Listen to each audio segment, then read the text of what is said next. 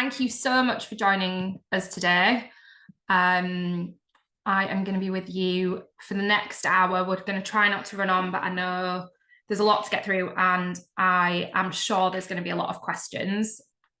What I will say is, firstly, I'm going to apologise. Either my darling 3-year-old or our lovely marketing director, George, has given me a stinking cold, so I am sniffing through this. I've got my herbal tea, but please bear with me. It's not the most conducive voice for speaking. And secondly, as I said, we do have the chat questions available. Please do put your questions in there. What I'll say is, George, if there's any questions that are relating exactly to what I'm speaking about at the time, and you need more context, if something isn't making sense, then please do interrupt me. But otherwise, we're going to keep questions to the end. There are currently 180 of you, 181 joining. I know we had over 400 signups for today's event. So please, what I would ask you is try and keep your questions as generic and as helpful for everybody in the room. I know a lot of you would like very specific feedback about your situations. But for the purposes of this session, please make sure that you're asking questions that are going to be in some way helpful for everybody that's attending.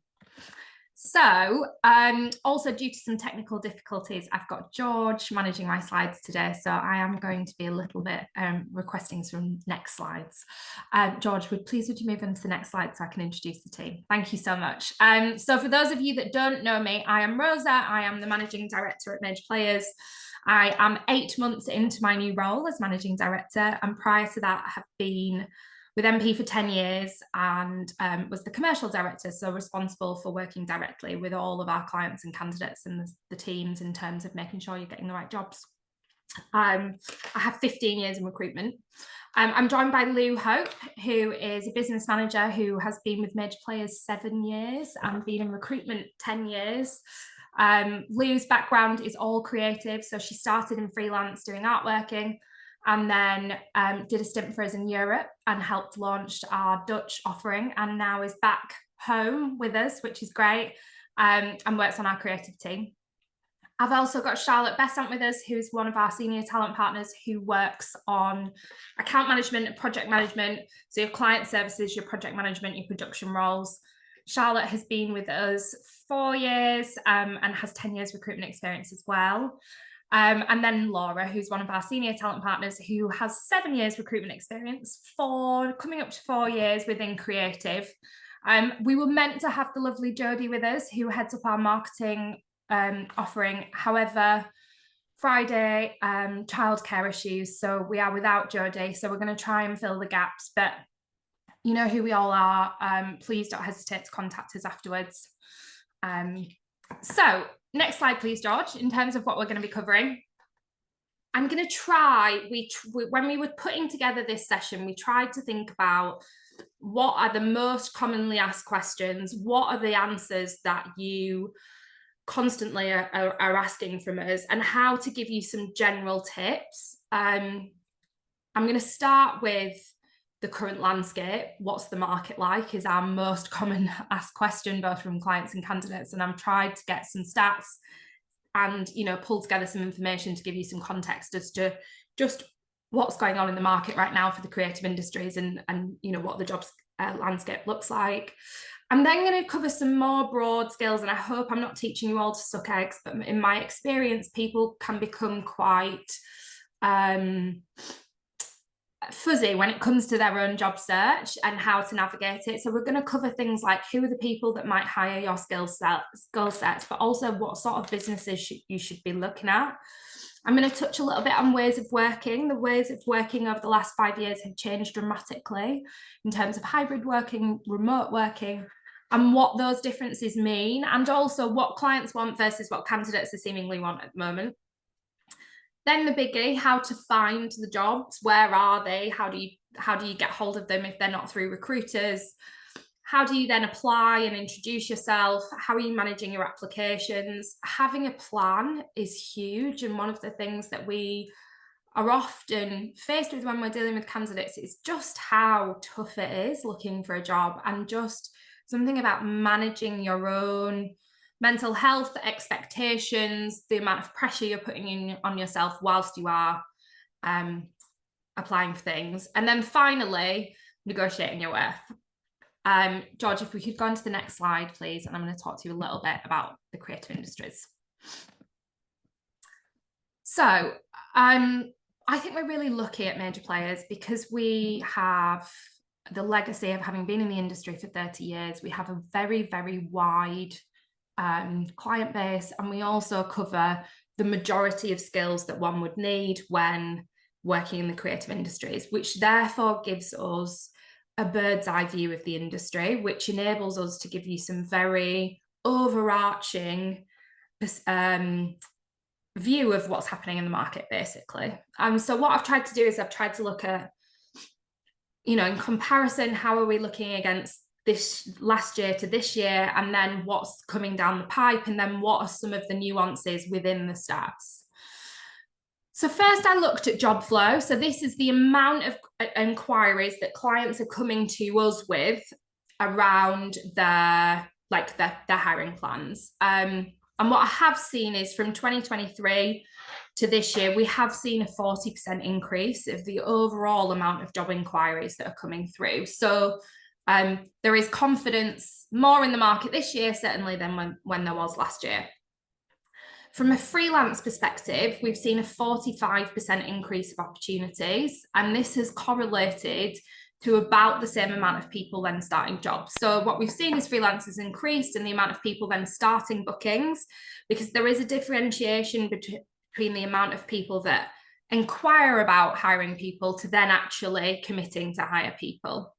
So that's really positive. However, what I will say, and what the freelance team are really seeing, that we've seen a lot more short-term bookings. So whilst there's been that increase, it's actually lots of little bits of work as opposed to those longer freelance opportunities. And there've been a lot more part-time bookings. So rather than hiring someone 5 days a week, clients are saying, yep, we want somebody, but can we get them for 2 days? Which I do think is skewing that data. So for those of you that are looking for freelance work, what we're seeing is there's less stability in terms of those longer term bookings, and there's less commitment to hiring people on a full-time freelance basis. Having said that, people are still hiring. Perm, on the other hand, over the last 2 years has remained relatively flat, as we know, and I think those people that are looking for permanent jobs, I hear a lot more frustration in terms of how the market feels. We've seen a 6% increase from last year to this year, which again feels right with the sentiment of the market. In January 2023, all of the big tech companies were in huge layoffs. Everything was around efficiency and consolidation, and every single business immediately pulled back in terms of hiring. And there's been a lot of what people talk about reshaping, resizing for the future. We've seen an increase in the amount of opportunities converting into jobs. But what's been really interesting is there's actually been a decrease from candidates around them actually then having the commitment to move jobs, which I just think is important around shaping the mindset of people at the moment in the market. There is a nervousness, and I think, that relates to lots of different things, but never in, and I've spoken to people who've been in talent 30, 40 years, not just my 15, but the last 5 years have been the most turbulent. We came out of the late 2010s where there was very consistent growth year on year. Everybody was hiring. There were lots of skills that were developing, to then COVID, to then this huge post-pandemic boom that no one had ever experienced, and people were offering crazy salaries. Everybody was jumping. There was also a mindset of having gone through something that was really hard for everybody. There was that, okay, well, we can't really change maybe where we live or what we're doing, or we are changing where we live, we're moving further out, and therefore I'm going to move jobs. So we saw a huge amount of movement in the market. Then coupled with 2 years of economic uncertainty, a cost of living crisis, price increases everywhere, which has really affected the mindset, not just of employers, but of employees. The other thing that we've seen, so we would class anything that is a salaried role under perm. So fixed term contracts fall under perm, and we've seen a 28% increase in fixed term contracts, which again, for those of you that are in a job and thinking about moving jobs, that makes it incredibly hard because the amount of permanent opportunities for you to move to has decreased.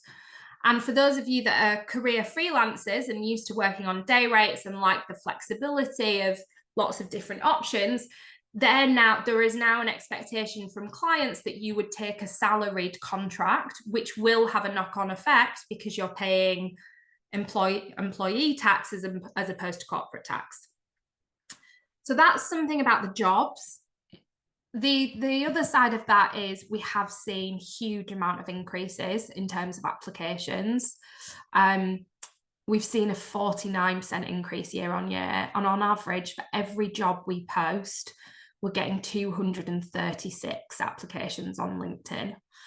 And this, I'm not surprised that there's so many people that have signed up to today's call, and it's one of the constant conversations that people are having with us is just there's so much competition.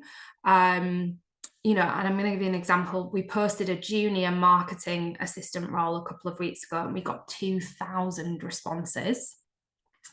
Now, as recruiters, we're faced with that, but also internal teams and companies are faced with huge amounts of people applying to things. And I'm going to talk to you further on about how you can make sure that you are standing out in those applications and the other things that you should be doing around getting in front of clients. Moving into 2025, it's positive. There are some caveats and there's some things that you want to be thinking about in terms of your job search and just how you set your parameters of negotiation. So these stats are from Robert Half, who are one of the leading recruitment companies in the world. They do a confidence index every year, and they have just released stats that say that 77% of UK employers are planning to expand or maintain business critical permanent contract and project-based headcount in the next 6 months. So 2/3 of businesses are going to continue hiring as normal. However, the really important phrase within that is business critical. We are moving into a market where it will be around replacing people that leave. It will be key hires. There are going to be less opportunities for masses of growth, which again, I think just helps frame the way that you potentially think about your career and how you're moving forward. The same research also showed that over a third, 39% of employers are planning to expand permanent resources, and almost 24% intend on hiring contractors in the next 6 months, which I think is interesting given the latest Labour budget, and I'm going to come on to talking about that. So in terms of factors that clients are speaking to us about in terms of how people are going to be hiring next year, Labour budget is number one. The increase in national insurance costs is going to have an effect on how people hire permanently. And I don't think we're going to know the answer to that until we're in it next year. I think most businesses that we're speaking to are still trying to work out the impact of that and how they need to adjust accordingly. I think in general, and there is something around just a confidence in the market, and this is currently a double-edged sword. Regardless of your political stance, I think a steady government in place for the next 4 years, both here, and I'm not going to use the word steady for America, but there is a government in place there, should lead to some confidence in the markets. And I'm not an economic expert by any means, but it's just what we're seeing when we're thinking about how is it going to create jobs. I do think there is continued consolidation, though. I think there is a huge amount of pressure on businesses to make sure that they are profitable. There is a bit of a juxtaposition because we are still, I know that some people say the cost of living crisis is over. I don't think it is. And, the news over the last couple of weeks about council tax going up, water bills going up, the latest around the caps on energy prices today, it's still incredibly hard. And the cost of living for us now versus where we were 6 or 7 years ago is more. And therefore, what we're hearing and what we're seeing from candidates and candidates is they're saying, I need to increase my day rate, I need to earn more money, which is often a reason around why they're moving jobs. Having said that, we're now in this juxtaposition where the cost of running businesses has also increased dramatically. And so whilst candidates are saying, I need to increase my day rate, I need to increase my salaries, clients are saying, we just can't afford to do that. So we've got this real battle that we're managing. And when I say we as the intermediary between you are managing it, but I also mean we as a collective society trying to manage through these changes, because your route to getting a new job is not just through recruiters. And again, I'm going to talk to you a little bit about that. Another factor that I think is really important in terms of helping you shape your search, particularly for those of you that are looking for freelance work, is that we are seeing 70% of the freelance roles that we are getting coming back as inside IR35 now. So what we're seeing is more and more roles are falling within the bracket where you are having to pay employee tax. And the knock-on effect is the client is having to pay that NI as well. So that is going to shape the way in which people hire and approach things moving forward. So there is some positives in there, and I'm going to try and help you navigate how you stand out from other people, how do you manage it. But the main thing that I'm seeing is the next couple of years, we're not expecting a huge boom. It's going to be steady growth, and it's going to be around strategic right hires, replacements of roles that already exist. And so it's about making sure that you're positioning yourselves in the best place. George, can we move on to the next slide, please? Thank you. This one feels really obvious, but often when I'm speaking to people, it's something that they don't think about, which is just looking at all of the different places that are going to be hiring your skills. It's not just your typical best well-known agencies. It's not just the really sexy brands that you immediately think of. What you've noticed as well is on the left-hand side, I've called it client side. The world of which brands and agencies interact is changing. I've actually banned the word client side within major players because I realized when we were going to speak to all of these different brands in their different sectors, they want to be recognized in their own right. The world of management consultancies, as a lot of you will know, are buying up creative agencies, are trying to move creative and brand further up the strategic food chain, which means that there are masses of opportunities in businesses that are continuing to do relatively well, but also should mean that there is more foresight into the value that creative and marketing bring in a way that previously, and I think maybe 5-6 years ago, it was deemed as something that was secondary to the business strategy. Obviously, there's the big tech companies. There are, tech continues to be a focus. I was at an event on Wednesday night with Charlotte, and London has been named the best city in the world. They looked at it in several categories, but one was around livability, and that means the amount of jobs that are here and that people, that clients are wanting to set up here and offer to people. So, there's masses of opportunity, and I just really want you to think about who are those businesses that are doing things that are interesting, and how are they doing their marketing? How are they doing their design? Don't just think about the typical places that maybe you would have applied to before. Moving on to the next slide, please, George. Thank you. Once you've found the sorts of businesses you want to work for and you've got the right experience, it's then around thinking about who are you talking to when you are applying or when you are networking, and what do they want? What's important to them? Because different hiring people will have different agendas and different things that they want to hear from you, which is tricky because you're trying to be all things to all people, but it's about really tailoring your approach. So who's thinking about hiring at any one time? It's the heads of department, and that can be anyone from a mid-level marketing manager who is the sole marketing manager of a brand, right the way through to a CMO of a global corporate company, and everyone in between. Those heads of department care about the work, your skills, your previous experience. So when you're speaking to them, make sure that they're the things that you're highlighting and why are they relevant to that business, that brand.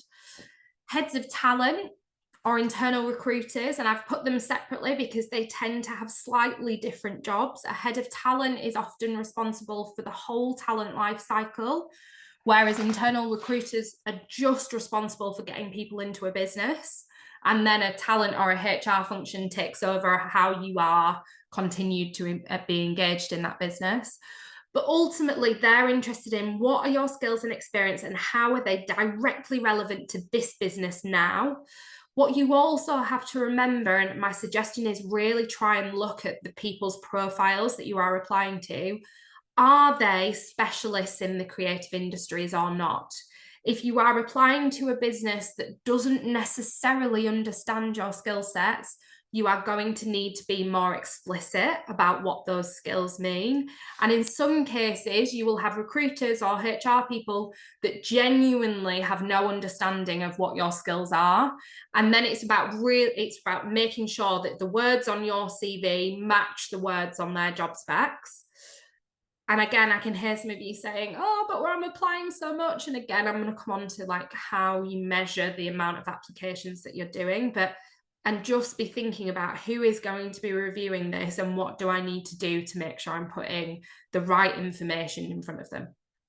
Creative services and traffic people within agencies, they're often much more, this is the skills, this is where you've done it before, this is your availability, this is your day rate, go.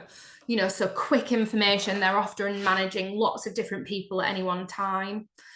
Owners of businesses, MDs, CEOs, they're much more interested about the value that you can add and the genuine interest in their business. So again, it's going to be less skills focused in the sense of this is my previous experience and much more opinion based. This is what I think of your business. This is why I want to be working with you. People and culture departments, again, it's slightly different. They do sit within a talent or a recruitment HR wider function, but they're going to be really interested in what makes you you, what value are you bringing just by your intersectionality, the things that you're interested in, the things that you're passionate about, and that they are looking at it from a different lens again, and it's important that you've got that across. Recruitment companies, we are either the angels or the devils, depending on where you sit and who you've got relationships with. And it's incredibly easy to tarnish us with the same brush. I know my partner, when I first met him, said, "Ugh, I hate recruiters." I was like, I work in recruitment and I love it. For us, I've just highlighted at the moment, and I'm going to come on to more about how you work with recruiters, but we're really interested in, we need a brief from you. We need a very clear set of, this is what I want, this is what I'm looking for, these are my parameters, in order for us to be able to help you. It's incredibly hard when we get generic emails saying, I'm looking for a new job, here's my CV. Okay, that's great, and your CV may be fantastic, but what sort of new job? Perm, freelance, what are your salary expectations?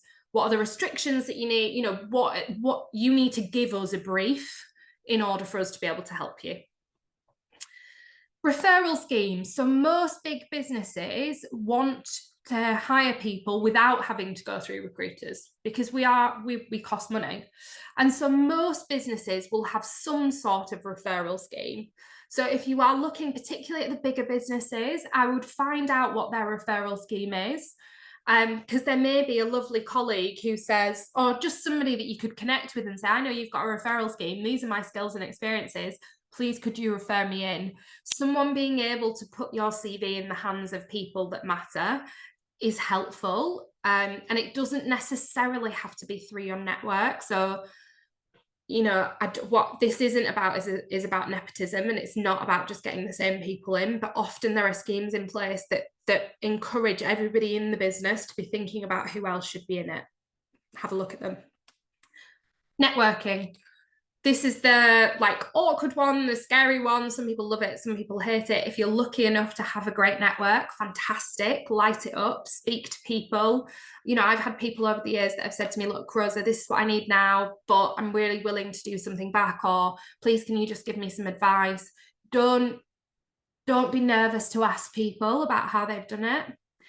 And that sort of brings me on to my second point. If they're not in your network now, how do you get them in your network? LinkedIn is one of the tools that people either love or hate, and I'll talk to you a little bit more about how you use it, but really use people to help you work out where you're going. And then HR is, again, is very similar to talent and recruitment, but HR have a much wider job. So again, you know, they're going to be doing lots of different things. So how direct you are with this, these are my skills, this is my experience, this is my availability, this is what I can do, will only make their lives easier, and they're going to be, you know, more likely to engage. Next slide, please, George. Hope everybody's managing my cold and splutters. So this is about where you actually find the jobs, which, you know, I know people spend hours trawling LinkedIn, but just thinking about where you can look. So there are job boards, there are job sites, there are specialist job boards like the Drum, like Campaign, Marketing Week. There are loads of them. You know, just type in creative jobs in London. There should be loads that come up. There are more generic job boards. There's your LinkedIn, there's your Reeds, there's your Total Jobs. Have a look, because for every big brand that has a huge marketing team and a huge internal team, internal recruitment team who are doing loads for you, there's the other tiny little businesses that are doing really cool things that don't know how to do it any other way. So they're just going to put a job up on The Guardian. So make sure that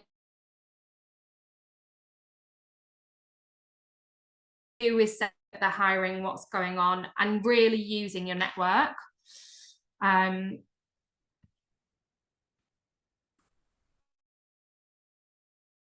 Next slide, please. Thank you.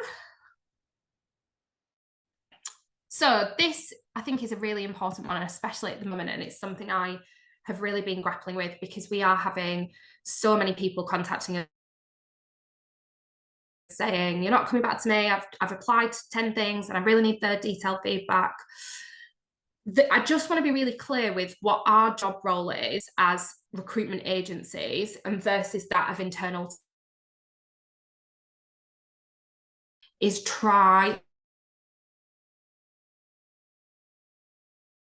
and build a relationship with a couple of, you need to be open and honest with me about us about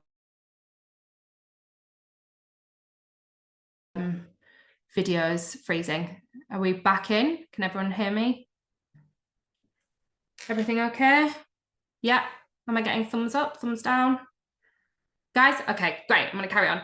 So recruitment agencies, build a relationship with a couple. If we're not able to come back to you over a couple of briefs, then it may be that we're not the right recruiter for you. What's happening at the moment is my team are out there trying to build relationships with clients to unearth those opportunities. In the same way that you are searching websites, looking at jobs, we are out there building relationships with clients. So the minute those opportunities are there, we can bring them to you. But it does mean that you're maybe not going to get direct responses on every single brief that you are speaking to. And it's really important that you're clear with your brief. The other thing I would say is the more generic jobs that you apply for, the more confused we are about what you want. For internal teams, you really need to be, when you're working directly with an internal recruiter, you need to show them that you are interested in their brand and their job, and you need to create a relationship with them as well, because internal teams are also tasked with building relationship with candidates, not just for the job that they have now, but the jobs they have in the future. Even if you apply for something and you don't get that job, it doesn't mean you should disregard that relationship. Keep the relationship going. I'm going to talk to you about how we do that as well. George, if we could move on to the next slide, please. So I just want to touch on a little bit about ways of working and how it works now. I presume that you all know this, but I am just going to say, so a remote job is when you are not in the office at all, that you are fully remote. Flexible is that you would be working some days in the office, some days at home, and part-time would mean that you only work a part-time week, so your hours are condensed. What we also then have is hybrid working, which is a mix of some days in, some days out. What we're seeing is more and more businesses on the whole are moving back to an office mentality. Now, and what we're seeing from candidates is more and more people say, I want to work remotely, or we've got used to a more hybrid way of working. What I would say is we've seen that more businesses are open to flexibility post-COVID. So for those of you that need the flexibility or just want it, I wouldn't shy away from having the conversation, but have it up front, be honest about your expectations. We see it time and time again that people, will say, look, this role is 4 days a week in the office. These are the reasons why. And then we get all the way to final interviews and the candidate will turn around and say, actually, I can only do 2 days in the office. And the client will say no. So be upfront with us and with clients directly about what you need and justify that. But it's important that you are clear. We are seeing that 49% of businesses are currently working hybrid with fixed hours, and a further 35% are working hybrid with flexible hours. In general, I'm going to move on to the next slide now, please, George. When thinking about your applications, you need to think about, the first thing is you need to take a step back. Why this job? Why you? Why this company?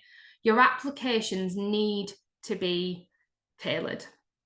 LinkedIn have seen a 50% increase in job applications, especially with the easy apply button. It's tempting just to sort of throw your CV out. But my advice is please don't, for 2 reasons. Firstly, as I said, it confuses the people that are looking at the applications, because if you've applied for 3 different jobs, we're not clear what you want, which immediately makes it harder for us to help you. But secondly, every application that you do and you're not getting a response for, it's disheartening you. And it comes back to this thing about really managing your expectations and really carefully thinking through about what you're applying for. The other thing I would say to you is track it all. Make sure that you are making a note of everything you've applied for 2 reasons. Firstly, so you can build those relationships and keep in touch with people. But secondly, because if you are working with recruiters, we cannot represent you if you've already applied to businesses direct. We also cannot represent you if you've already been represented by another recruiter. So it's really important that you are tracking it. So you know where you are, we know where you are, but also for that relationship perspective. Next slide, please, George. One of the questions we get asked a lot of the time is, how do I change roles? I want to change sectors. I want to move from this skill set to this skill set. I'm a project manager, but I think I'm more creative. I'd like to go into a marketing role. The first thing I'll say is it's really, really hard to do this through recruiters. The reason clients come to recruiters is because they are looking for a skill set that they cannot find, and they are willing to pay us a fee in order for us to go out and find that skill set that they cannot find. If they were looking for transferable skill sets, they could find that themselves. Now, that's not to say that there aren't open-minded clients that work with us that will say,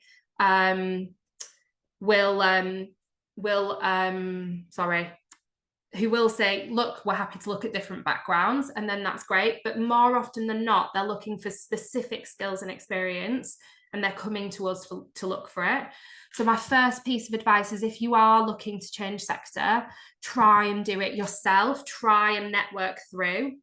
And the way in which I would suggest you to do that is take a step back and look at what you've done so far and try and distill your experience into skills. Okay. Now, as you can see here, we're talking about hard skills and soft skills. We're actually changing that language to be technical skills and interpersonal skills, but really break it down and then look at the jobs that you want to do and distill that down into skills and then match across. And then what you need to be doing is explaining how your skills will transfer across. Now, the good news is that more and more businesses and more organizations are realizing that we are going to need to move to a skills first hiring model. So this, it should be easier in future to change into different sectors and jobs, but it's about you really mapping your skills across. And my advice is it's harder to do it through recruiters. It's not unheard of, but it is harder. Next slide, please. I've talked about this and, I've been intimating it all the way through. And one of the things that we really see is how hard it is. And, I'm already seeing some of the messages, but there's so many, the jobs are really generic and there's so many things and it's so hard to get a job that I'm just applying to lots of things. And I really, really appreciate how hard it is. But one of the things is looking for a job as a full-time job, and you need to have a clear plan, and you need to set yourself almost like some objectives and some parameters in terms of what you're going to do. So the first thing is really make sure you've got a tight brief. Now, whether you're giving that to a recruiter or whether you've got that for yourself, you need to have a really clear brief of these are the things I want, these are the things that are non-negotiable, and this is where I'm going to apply for things. And make sure that you're then sticking to that plan and not being tempted to be desperate and just applying for other things. And the second thing is around LinkedIn, and just being really careful that you are engaging on the right things, that you are networking with people, that you are commenting on the right things, and just genuinely being kind to yourself, that you don't spend hours on a rabbit hole scrolling through. I actually say to some people, limit your time on LinkedIn to an hour a day, half an hour a day, just to manage the sheer pressure that I think it can create. If you are, in a position where you can start thinking about who you're going to be speaking to, set yourself some goals. You're going to have a speculative chat once a week, once a month. You're going to reach out to a certain amount of people to set up calls. You're going to make sure that you are engaging with people, but you're also setting yourself some limitations. So again, it just doesn't feel like this constant all day, every day, this is the only thing that you're thinking about. And again, I really appreciate it's easier for me to say this than the reality of it, but this is about managing yourself through what is a really, really tricky process. My other piece of advice, and I have said this, is once you've been tracking all your applications, try and follow up on them, try and get feedback. Follow up on the phone if possible. We get a lot of secondary, third, fourth emails saying we've not had feedback. Try and call people, try and speak to people, because that will help you get the context that you need. But it also helps us understand, okay, that's Dean, this is his experience, this is what we need to be looking for moving forward. You can follow companies on LinkedIn, so you can track all of their updates. You can follow them in terms of their career pages to make sure that you are engaged with what they are doing.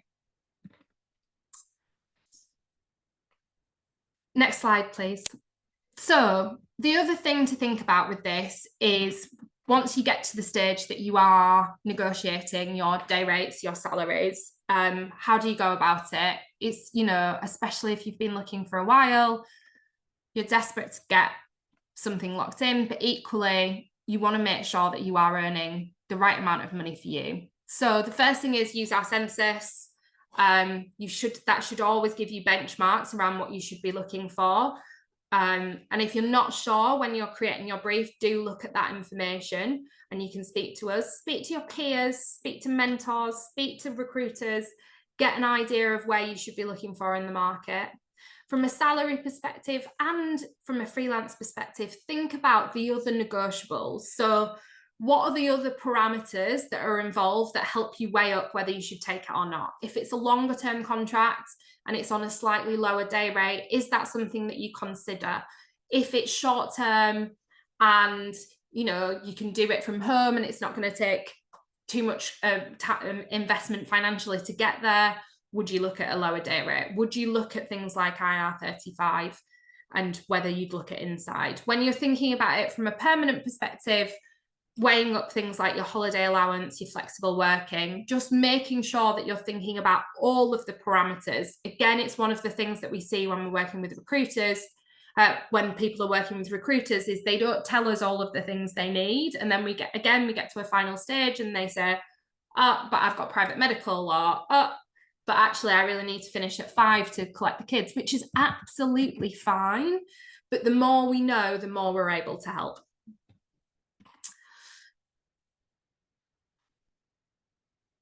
Next slide, please, George. So I have just rattled through for 45 minutes quite a lot of tips and quite a lot of context on what's happening in the market. We have got time for some questions that George has been collating in the background.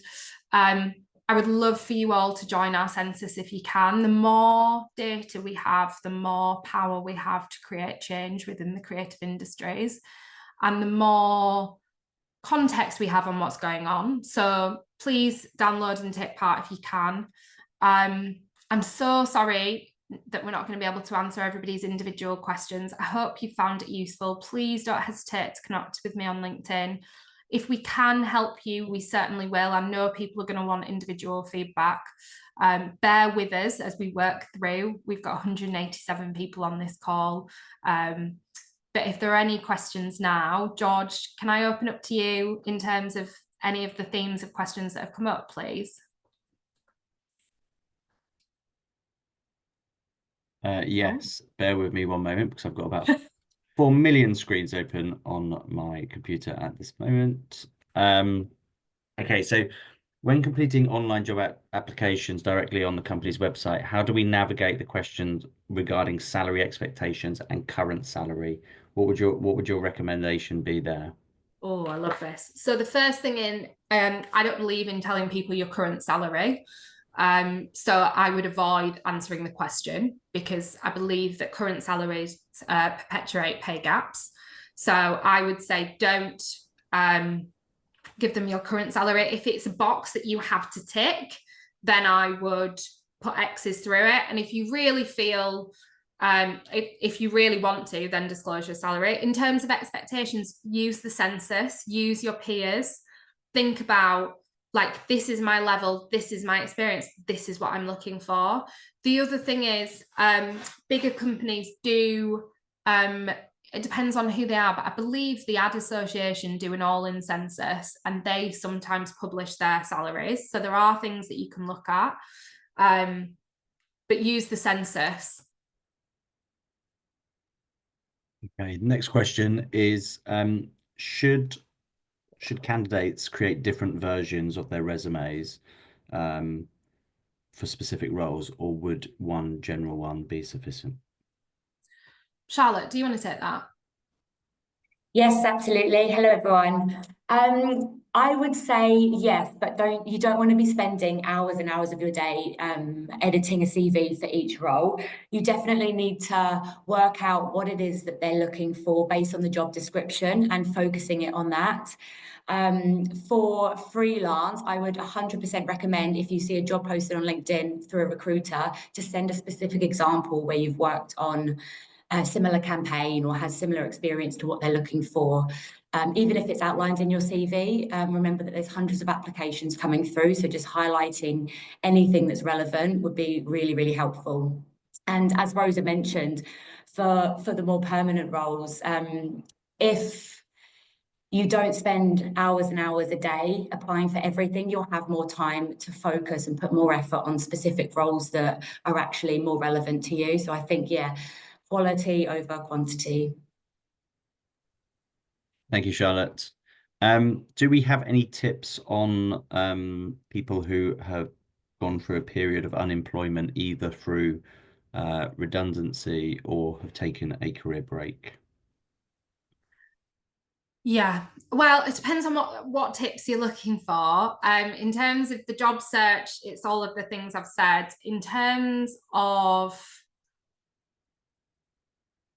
navigating your way back in, there are programs like Creative Equals do a creative comeback, which is worth having a look at, and there's information there. There are different returnity programs that exist in the market.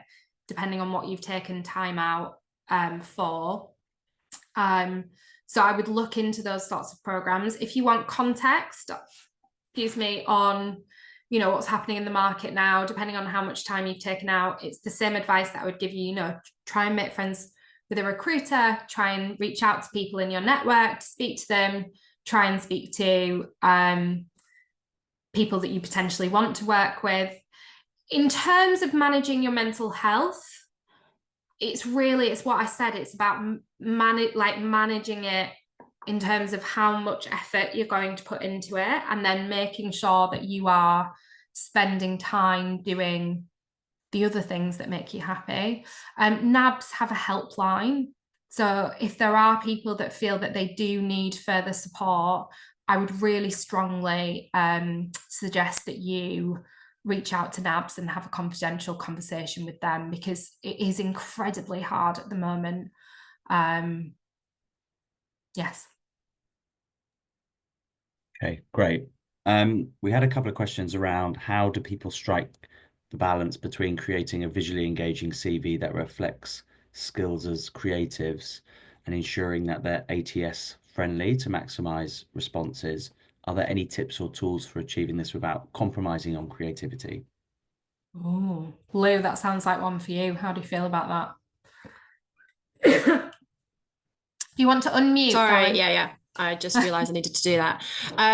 Well, I actually did see another question about ATS as well, and looking through applications. I just wanted to say, first of all, that we don't actually have, AI kind of, filtering and sending us through. We do look at every application. So, I would say making sure, if you're really looking for keywords to be added in there, if you're a designer, creative, making sure you're bullet pointing your software, which an ATS might pick up, or an AI tool might pick up when you're making an application. I think as well, possibly just making sure that you're adding in bullet points, really, and keeping it as concise as possible. But it really depends, I think, if you're creating a visually engaging CV that is lacking in information, you need to just make sure that you've kind of got all of the information specifically to the role, like Charlotte said before, that you're applying for on there. But as far as the ATS kind of side or AI screening goes, we don't do that here. So I can't really comment on other businesses and how that might work. I can just add, most businesses still aren't using AI to filter CVs that are applications. That's not where AI is being used within recruitment. It's being used more around assigning skills to people once they've through the automation of interviews, the automation of feedback, those sorts of things. The human eye of CVs still is there. Whether it changes in the future, who knows? But what I'm seeing is that AI isn't being used at that point most of the time. If you are creative and you have a folio, my suggestion is you send that folio into HR or talent separately, because sooner or later it's going to land on a CMO's desk or a creative director's desk, and they're just going to want to see your work. Correct me if I'm wrong, Lou and Laura, but most people in creative just want to see a folio, and the CV is sort of secondary. Correct? Yeah, I mean, I would say I don't look at CVs. The first thing I'll look, when you send me an application, the first thing I'll look for is a link to your portfolio or a PDF attached. Like I'll skim through just to make sure that you've got the right skills in terms of like softwares, but as a creative, whether you do design or copywriting, the first thing that I want to do is your work. That's what sells you best. So my advice is for creative, this is very creative specific, I'd say, but keep your CV simple as possible. Just make sure that you've got the main thing you want is a clear access to either your website or a PDF, because that's the first thing they're going to look for. They want to see your work, because that's what sells you best at the end of the day. And then the CV is very much more for like your softwares, etc. But as a creative, what will sell you best is your portfolio. So make sure that that's actually on point. Great. Thanks, Laura. Thank you, Laura. there's a couple of questions about going freelance into permanent roles, and how can I use my freelance skills to my advantage getting hired for a permanent role, and also vice versa. How do you go from perm into potentially freelance opportunities? Charlotte, over to you. Yes, I can definitely sort of speak about from going to freelance into perm. I mean, it's pretty common at the moment with the stability of the market. A lot of freelancers are wanting to look at more permanent options. And speaking to clients across the board, it's definitely something that they are considering more so than they have done in the past. I think it's always been a sort of red flag that it looks like you've been jumping around, whereas permanent employers want someone to have that sort of stability and on their CV. What I would suggest in those sort of cases is to be really clear in sort of highlighting your key experience and those relevant skills for the role still. I think it's really important to focus on, as a freelancer, your versatility, your adaptability, and being able to jump into these sometimes harder situations as a freelancer where you're just expected to hit the ground running and sort of crack on with it without having the sort of training and hand-holding with some permanent roles and support that you would usually get. And they're all amazing additional skills to have that you could bring to the table. I would say overall, permanent employers are more open to looking at people from a freelance background at the moment, from my experience of speaking to clients. Yeah, great. Yeah. And I would just say the other way, in terms of perm to freelance, my advice has always been try and save a bit of money. Try and make sure you've got a cushion. And then the challenge of perm to freelance is you have to take the leap and hand in your notice. It is very, very rare that we get a month's notice on freelance bookings. It's incredibly rare, like potentially 2 weeks. More often than not, it's a week. More often than not, it's days and hours. So often when people get in contact with us and say, I want to go freelance, my first thing is, okay, you need to quit your perm job, because the nature of freelance is that it's fast paced and it will come up without us being able to give you a month's notice. So try and make sure you've got a bit of a cushion. And then the first step is taking a leap of faith. And then the second step is, speaking to people, networking, hustling hard to make sure that you are front of mind for people. Great, thank you. This next one was, as an experienced professional, my salary expectations are quite high. How do I ensure that I'm considered for a role and not ignored or assumed I'm too expensive? As long as you're applying for the right roles, you shouldn't be. Unless you are applying for roles that are deemed less, that would need less experience than you, and you're therefore trying to keep your salary expectations at a level that doesn't match that job, you shouldn't be disregarded. What I see is people that are more senior in roles that have higher salary expectations. It's then about this, like, not just applying for everything. You look at a job and go, well, I can do that job, I'll apply. But the salary, the reason that job is at that level is because the salary matches it. And therefore, my question is, if you're looking to do jobs at that level, are you prepared to be paid at that level? Does anyone have anything to add there? No, it's a tricky one. But if you're applying at the right level, then your salary expectations shouldn't be out of whack. Right. And what advice would you, Rosa, give to a senior professional who has been with a company for a long time, but need to effectively reposition themselves, highlighting their adaptability and readiness for a new leadership role? Yeah, that's a really good question.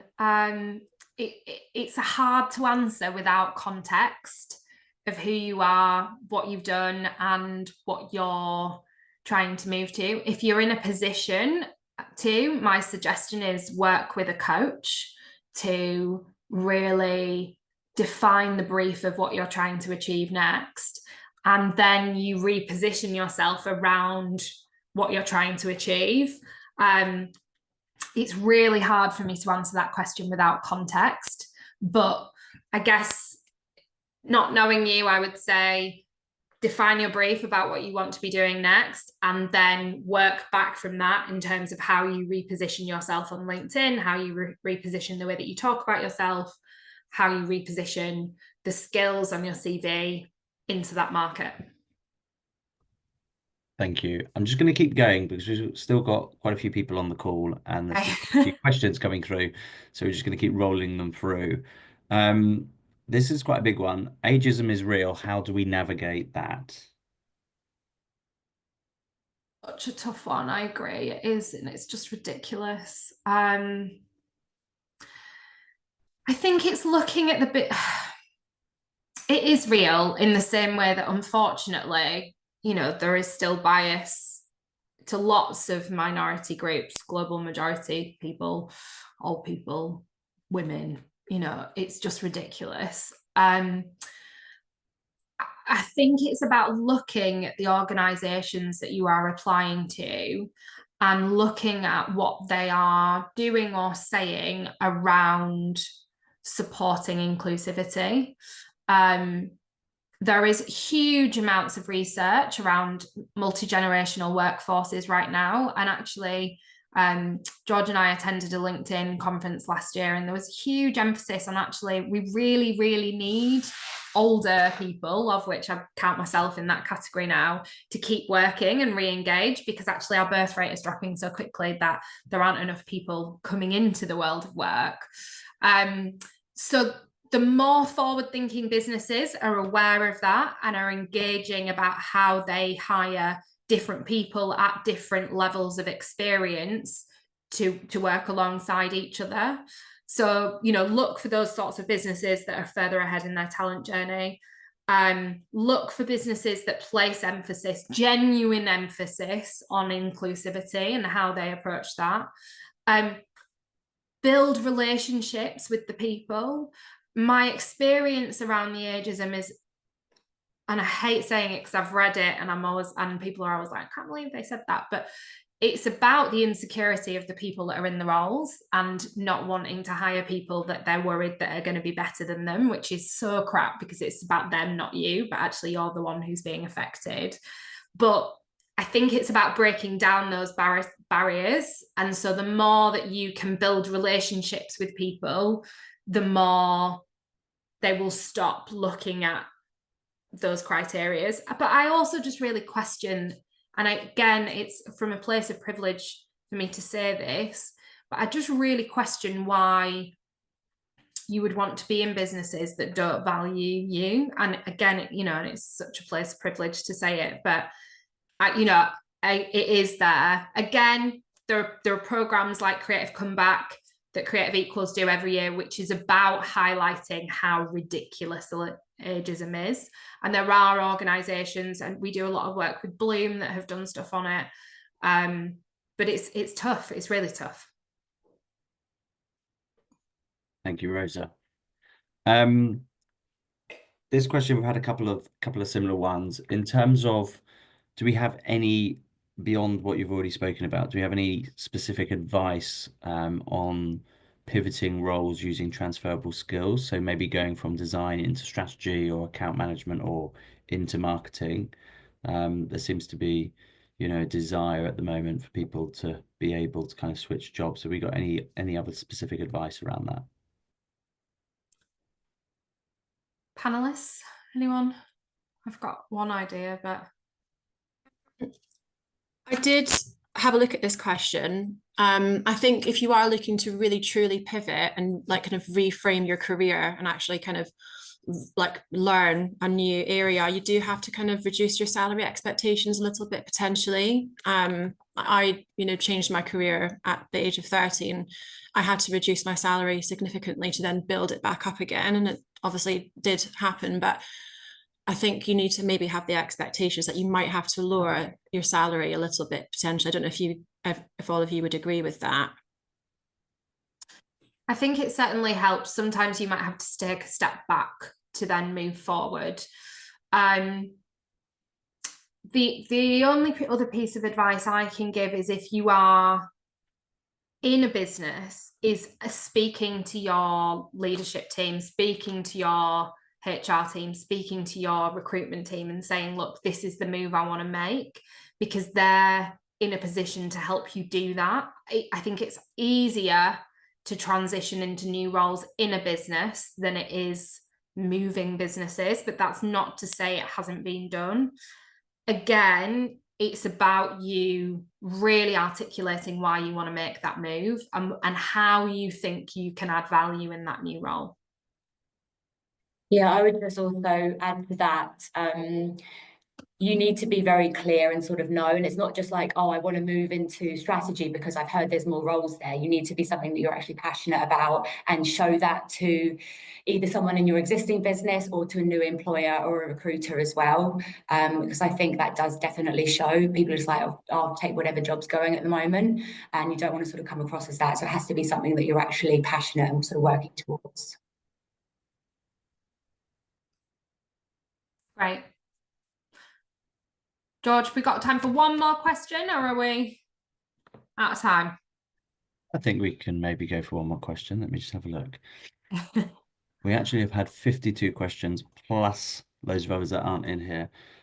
This is quite a good one, actually. And I think it's an interesting topic. So I think lots of people should potentially consider having one.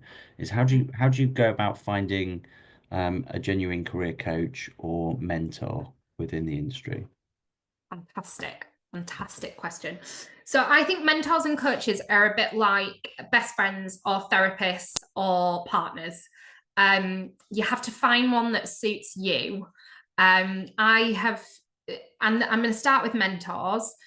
Start with people that you look at and you think, oh my God, you are incredible. Reach for the stars. Like, you know, if you think, I don't know, my mind's gone completely blank. If Rachel Reeves is the person, you know, reach out to her. Most people at some point, especially those that are in senior positions, and actually, you know, there's so much work around those that are rising through the ranks, passing on wisdom, passing on experience to more junior people around them. So mentors, it's about identifying people that you would want to have conversations with. And then very simply, what I've done over the years is I've just reached out to them and been really honest and said, I really admire what you do. I'm at this stage of my life. I would love to borrow 30 minutes of your time to have a conversation about what you've done, or offer to buy them a coffee, or, you know, offer to buy them a croissant, or just, you know, most people are willing to give you a bit of time. Now, they may turn around and said, no, I'm really sorry, I haven't got the time right now. But, you know, within your organization or within your friends' organizations, there will be people that are there. And then it's about finding people that get you and you connect with. I've found mentors through connections. I've found mentors like genuinely just fangirling people. Like, that's the way I'm just like, I think you're amazing. Please, can I speak to you? Some of whom have just been a one-off conversation. Some of whom have continued to mentor me for years.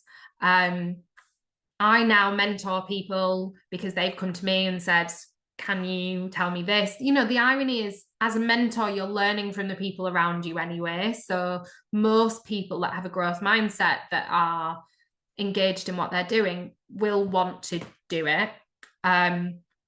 Career coaches, there are loads of them. Just have a look on LinkedIn. There are also, what's really interesting is there are loads of people in the industry that have moved into coaching roles. I can, you know, if anybody wants to find out about career coaching, feel free to get in touch with me, and I have referrals that I can make. But it is just about, it really is that simple sometimes, is just reaching out to people and saying, please, could I have some time? And I find most people will give you some time, and maybe, you know, you might have to ask 3 people for one person to come back to you, but they usually do. Hope that's helpful. Perfect. Thank you. Thank you. So thank you, everybody. I'm afraid I know there's more questions, but we have run out of time. So as I said at the beginning, but I'll just say it again, what we're going to do is going to create 2 documents off the back of this. The first of which is a frequently asked questions. So we're going to make sure that we go through all of the questions, collate them, and put some responses out there. So that will be coming. The second part of this is I'm going to try and put this PowerPoint into some sort of guide, so it's there for you if you want to refer back to it.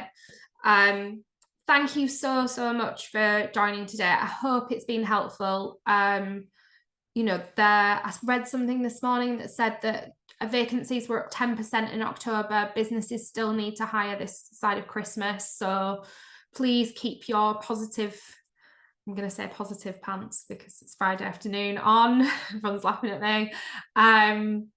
But you know, we really want to help as much as we can, and the team are out there trying to create opportunities. But yeah, we're going to do everything we can to support you. Thank you.